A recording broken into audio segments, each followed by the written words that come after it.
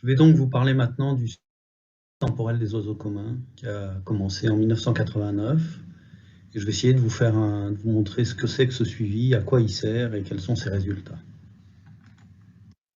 Le déclin de la biodiversité en général et des oiseaux en particulier fait régulièrement les titres de la presse, des plus grands quotidiens régionaux et nationaux. Mais on peut se demander d'où sortent ces résultats sur le déclin de la biodiversité. Alors l'étude du déclin de la biodiversité, traditionnellement, il a été fait à travers des espèces rares et charismatiques comme l'éléphant, comme le tigre, comme le panda, des espèces bien connues de tout le monde qui sont l'objet de braconnage et qui sont effectivement en fort déclin. Mais depuis quelques décennies, on se rend compte que cette crise, elle ne touche pas seulement ces espèces-là. Les espèces les plus communes, les plus banales, comme ces oiseaux qui fréquentent les mangeoires de nos jardins en hiver, sont également en déclin. Et depuis quelques décennies, on s'intéresse à essayer de quantifier ce déclin. Et c'est l'objet de programmes comme le STOC. Alors le STOC, il fait partie d'un ensemble de programmes de suivi de la biodiversité commune qui sont coordonnés au Muséum par le programme Viginature.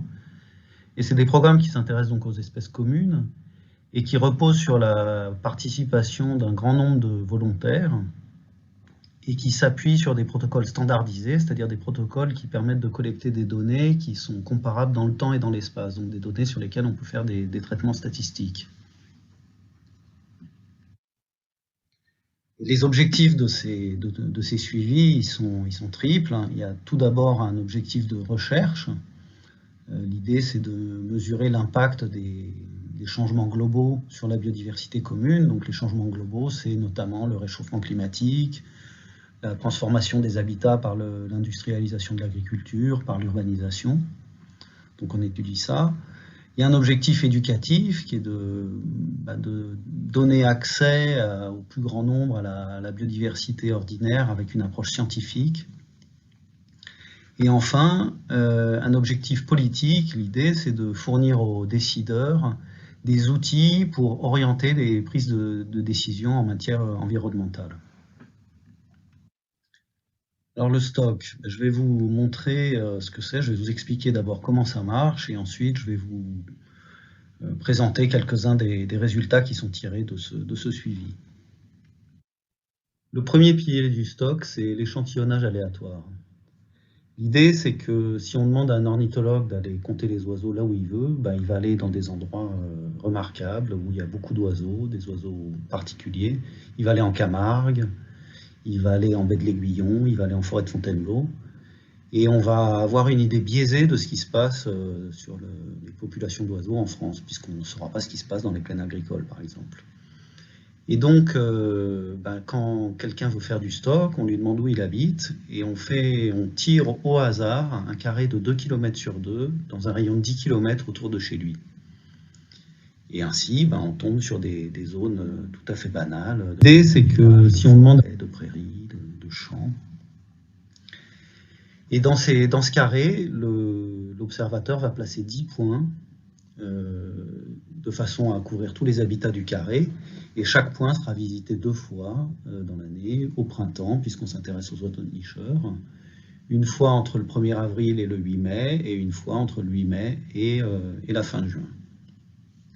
Alors ce tirage aléatoire, il a été mis en place en 2001 et c'est pour cette raison que par la suite, dans cette présentation, une partie des résultats concerneront la période 2001-2019, donc la période où il y avait ce tirage aléatoire.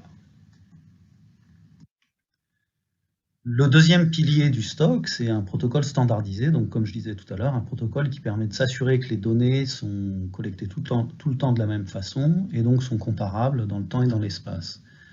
Donc sur chacun des points, l'observateur va rester 5 minutes et pendant 5 minutes, il va noter tous les oiseaux qu'il va voir ou qu'il va entendre. Et donc il va retourner sur ces points chaque année, à la même date, à quelques jours près, et ça va être toujours le même observateur qui va aller sur un point, sur un carré donné, parce qu'il y a des différences de compétences entre observateurs, et par exemple, l'âge joue partir d'un certain âge, on a l'acuité auditive qui baisse et on va moins bien entendre certains oiseaux qui chantent très aigus, comme les roitelets par exemple. Et donc il faut que ce soit toujours le même observateur qui va, parce que si un plus jeune succède à un plus vieux, ben, d'un seul coup on va avoir des roitelets dans le carré, et c'est pas qu'ils sont apparus, c'est que l'observateur a changé.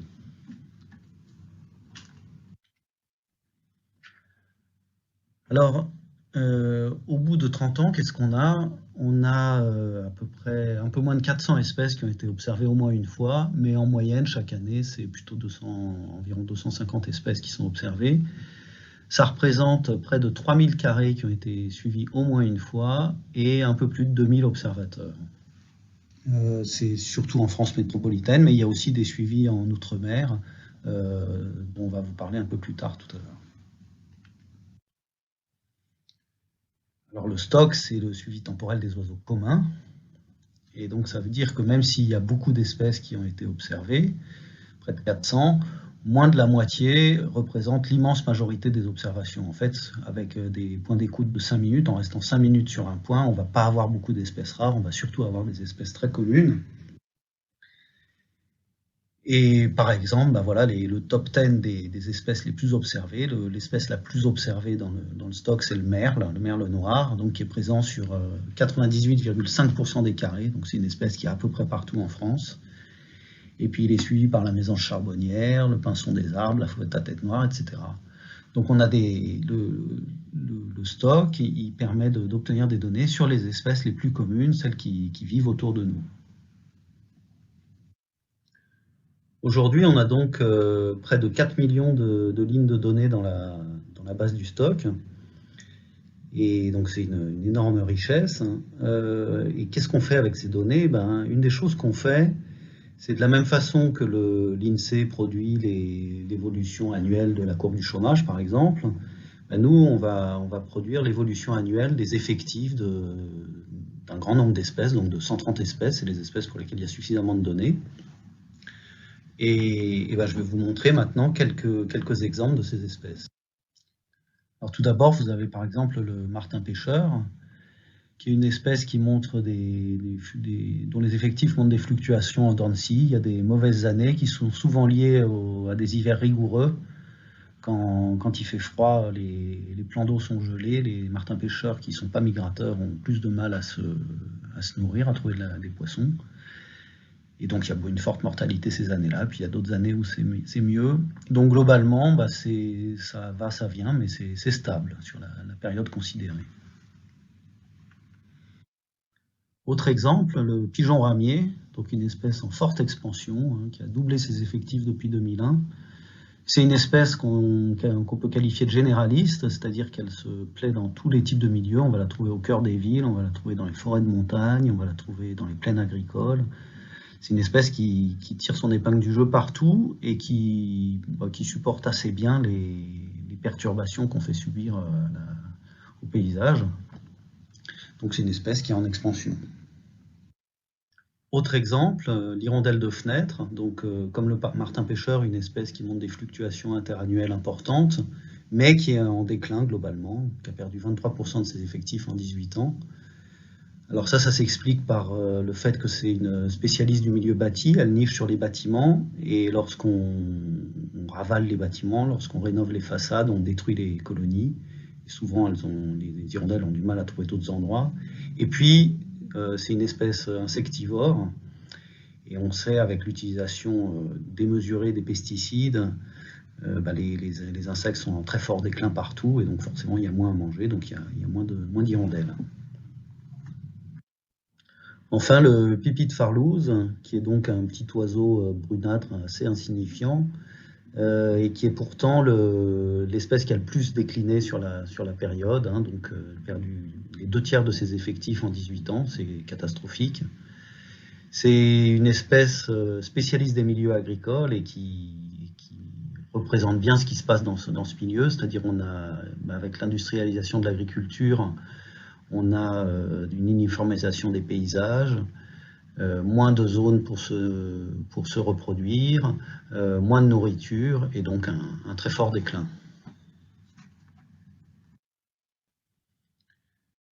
Et puis, en fait, bon, bah, tout ça, il y a des situations contrastées, hein.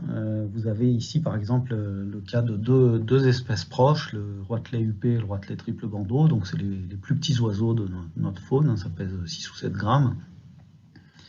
Et vous voyez qu'il y en a un qui est en fort déclin et l'autre en expansion. Et ça s'explique très bien quand on connaît leur écologie. Le roitelet huppé, alors tous les deux, c'est des spécialistes des milieux forestiers, des oiseaux qui vivent dans les arbres. Mais le roitelet huppé, il est plutôt d'affinité nordique, il aime les climats plutôt froids et il vit dans les conifères, alors que le roitelet triple bandeau, c'est une espèce plus méridionale qui vit dans les feuillus. Et en fait, ce qu'on voit là, c'est l'effet du réchauffement climatique, c'est-à-dire les espèces qui préfèrent les climats plutôt froids, elles ont tendance à décliner dans notre pays, puisque les températures augmentent, et tandis que celles qui aiment bien quand il fait plus chaud, elles ont plutôt tendance à augmenter. Et donc, si on fait le bilan, on voit qu'on a à peu près la moitié des espèces de notre échantillon, donc des 130 espèces qui sont en déclin. On en a à peu près un tiers qui est en augmentation et le reste qui est stable. Alors après, on peut regarder aussi de façon plus espèce par espèce, mais en regroupant les espèces par affinité. Et par exemple, on peut regarder ce qui se passe si on prend l'ensemble des espèces qui sont spécialistes de tel ou tel milieu. Et c'est ce qu'on voit sur ce graphique. Donc globalement, la courbe violette montre que si on prend l'ensemble des espèces, on a un déclin de 15% entre 1989 et 2019. Et puis on a des espèces qui ont beaucoup décliné, c'est les espèces du milieu agricole qui ont perdu 38% de leurs effectifs, les espèces spécialistes des milieux bâtis qui ont perdu 29%. Les espèces forestières, elles, sont plutôt stables. Et puis, il y a des espèces, celles qu'on peut qualifier de généralistes, qui sont présentes dans tous les types de milieux, des villes aux forêts, en passant par les milieux ouverts, comme le merle, le pigeon ramier dont on parlait tout à l'heure, la maison charbonnière. Ça, c'est des espèces qui sont plutôt en expansion. Donc ça, c'est un phénomène qu'on constate, enfin qui est bien connu. Globalement, les spécialistes sont en déclin chez les oiseaux, mais chez les insectes, chez les plantes, dans tous les groupes, alors que les espèces capables de s'adapter à beaucoup de situations différentes, qui sont moins nombreuses, il y a moins d'espèces comme ça, elles tirent leur épingle du jeu et elles sont plutôt en expansion. Alors le stock, c'est pas le seul de son espèce, il y a d'autres suivis similaires dans une trentaine de pays en Europe. Et chaque année, les données de ces différents suivis sont rassemblées pour produire un indice de l'état de santé des populations d'oiseaux au niveau européen. Donc on voit, enfin la France ne fait pas exception, on voit qu'au niveau européen, les oiseaux des milieux agricoles sont plutôt en déclin, enfin sont même en fort déclin, alors que les oiseaux forestiers sont plutôt stables. Et en fait, ce qui est intéressant, c'est que ces indicateurs officiels de la Commission européenne, c'est des indicateurs qui servent aux décideurs pour évaluer l'efficacité des politiques environnementales et en particulier de la politique agricole commune. Donc les données du stock, elles contribuent à orienter la politique européenne. On se sert du stock aussi pour faire de la recherche. Et par exemple, dans l'article que je présente ici, donc qui date de 2012, on a regardé, grâce aux données du stock et des homologues européens et de suivi similaires sur les papillons, on a regardé comment les communautés d'oiseaux et de papillons résistaient, enfin, ou s'adaptaient plutôt au réchauffement. Alors on sait qu'avec l'augmentation des températures, il y a une augmentation globale. Et donc le climat qui fait une année donnée à un endroit donné, quelques années plus tard, c'est le même climat, mais plus au nord. Et donc on peut dire que sur la période de 90 à 2008, on a eu les températures qui sont en quelque sorte déplacées vers le nord de 250 km. En 2008, il fait une température donnée, c'est la même température qu'il faisait en 90, 250 km plus bas. Et donc toutes les espèces essayent de suivre cette remontée vers le nord des températures, mais ils ne vont pas à la même vitesse. Et sur la période période 90-2008. Les communautés de papillons, elles sont déplacées vers le nord de 114 km et celles d'oiseaux de 37 km. Et ce qui est intéressant, c'est qu'on voit donc que les différentes espèces ne se déplacent pas à la même vitesse. Et c'est un phénomène qu'on mesure, par contre, dont on ne mesure pas encore les conséquences, puisque les espèces sont interdépendantes, mais on voit que le phénomène est réel. Et ça, encore une fois, c'est grâce aux données des suivis comme le stock.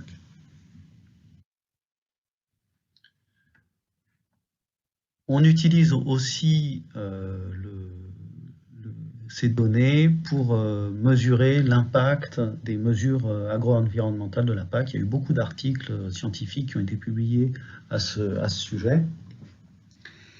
Et on a le principe de ces articles, en gros, c'est de comparer les données issues du stock dans différentes régions agricoles, de comparer ces données avec les pratiques agricoles dans la région en question. Et ce qu'on voit, c'est que, évidemment, les façons de pratiquer l'agriculture, elles ont une influence sur la biodiversité. Et comme ces pratiques, elles sont orientées par les aides de la PAC, on peut voir ce qui se passe. Et ce qu'on mesure, c'est que, bon, c'est jamais des réponses... c'est des réponses qui varient selon les espèces, selon les endroits, mais globalement, c'est pas une surprise, les mesures favorables les mesures plus vertes, comme les aides à l'augmentation des zones de végétation semi-naturelle, les aides pour préserver des prairies permanentes, des jachères, etc. C'est des aides qui favorisent les populations d'oiseaux, qui permettent d'avoir des communautés d'oiseaux plus riches et plus abondantes. Enfin, on peut aussi, avec ces données, faire de la recherche vraiment fondamentale. Et par exemple, je vais donner un exemple sur un débat qui agite la communauté des écologues depuis longtemps, c'est les liens entre la diversité et la stabilité des communautés. En gros, est-ce que des communautés composées de beaucoup d'espèces, d'oiseaux ou d'autres choses, est-ce qu'elles sont plus stables dans le temps que des communautés avec peu d'espèces? Alors ça a été étudié avec de façon théorique, avec des équations comme celles qui sont ici. Ça a été beaucoup étudié de façon expérimentale, en prenant notamment avec des plantes, en comparant ce qui se passe dans différentes parcelles, des parcelles dans lesquelles on avait planté, dans certaines une seule espèce de plante, dans certaines beaucoup d'espèces, et puis on voit comment ça évolue dans le temps. Mais ça n'avait pas été... c'est très difficile à étudier en vrai dans la nature. Et nous, c'est ce qu'on a fait avec les données du stock et de deux autres suivis similaires, un sur les chauves-souris, un sur les papillons. Alors, je vous fais grâce de la signification des graphiques, mais en gros, ce que ça montre, c'est que selon les liens entre diversité et stabilité des communautés, ils ne sont pas les mêmes dans les différents groupes, chez les chauves-souris, les oiseaux et les papillons. Mais surtout, ce que je veux montrer ici, c'est qu'avec ces données du stock qui, au départ, sont là pour mesurer l'état de santé des populations, on fait de la recherche très poussée qui est publiée dans des grandes revues. Alors c'est très bien ces résultats scientifiques, mais en fait, moi, le résultat qui me plaît le plus depuis que je travaille sur le stock, c'est ce qui s'est passé en 2018. En 2018, on a fait un communiqué de presse sur le sort des oiseaux agricoles. On a sorti les chiffres de leur déclin, qui est un déclin très important, dont je vous ai parlé tout à l'heure. Et ça a été énormément repris dans la presse mondiale. Il y a eu plus de 400 articles jusqu'au New York Times et au Guardian. Et il y a eu vraiment un écho médiatique très très fort. Et aujourd'hui, le fait qu'il y ait moins d'oiseaux dans les milieux agricoles, c'est quelque chose que les gens savent.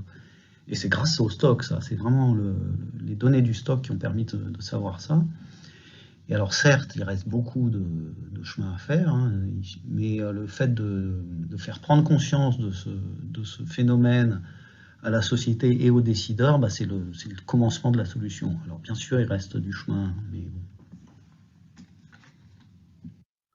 J'espère vous avoir convaincu de l'intérêt et du potentiel de ce suivi, et j'aimerais vous inviter à rejoindre l'ensemble des participants au stock. Pour participer, il faut être capable de reconnaître à l'oreille une trentaine d'espèces communes de votre région. Et si vous vous intéressez un peu aux oiseaux, c'est certainement à votre portée. On est en train de développer un quiz en ligne pour tester les compétences, et on publiera l'adresse de ce quiz dès qu'il sera disponible. Et en attendant, vous pouvez déjà nous contacter sur stockeps@mnhn.fr. On vous donnera les renseignements pour participer, et notamment on vous mettra en contact avec le coordinateur de votre région pour qu'il vous attribue un carré. Voilà, je voudrais d'abord remercier tous les observateurs, tous les participants qui rendent cette aventure possible. Et puis, je vous remercie de votre attention.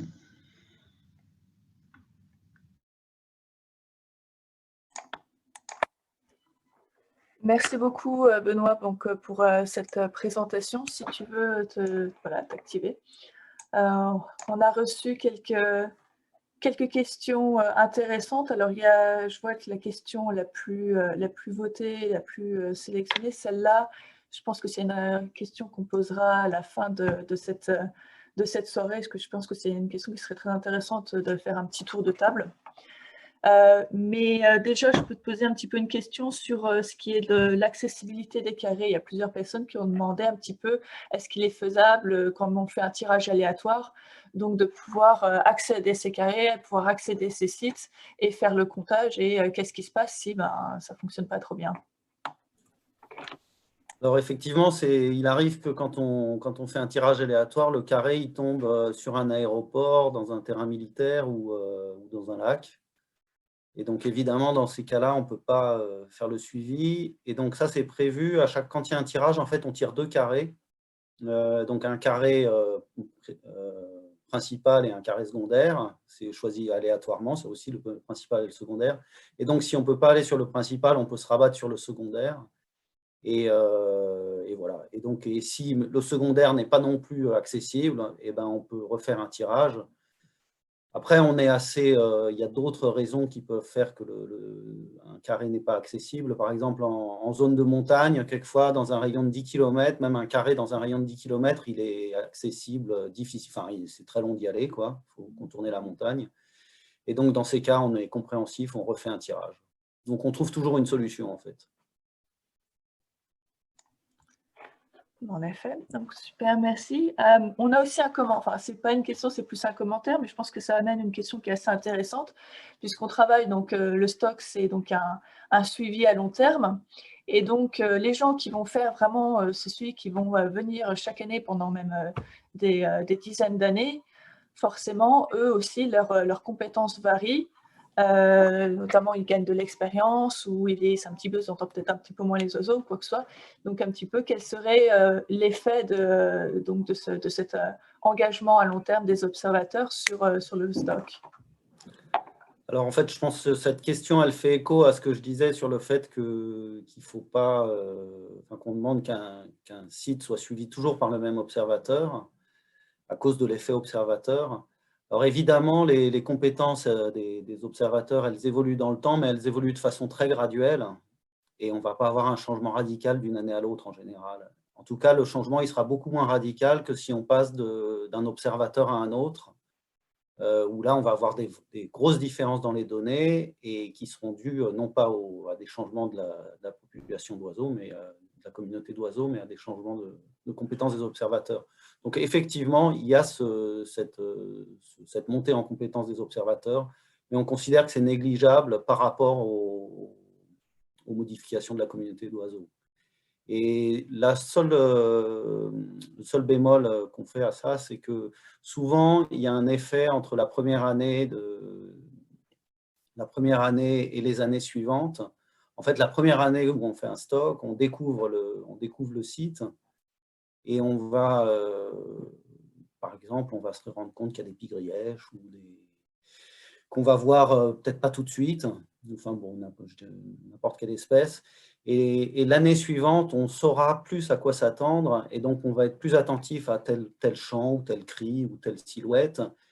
Et donc il y a effectivement un effet apprentissage entre la première année et la deuxième année, mais ce n'est pas un effet de montée enfin, C'est un effet de la connaissance du site, mais pas de la montée en compétence ornitho de l'observateur. Merci bien.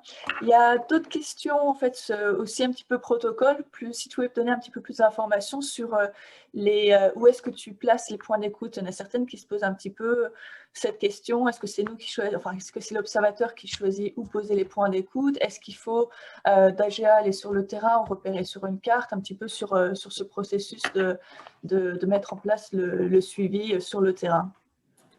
Alors,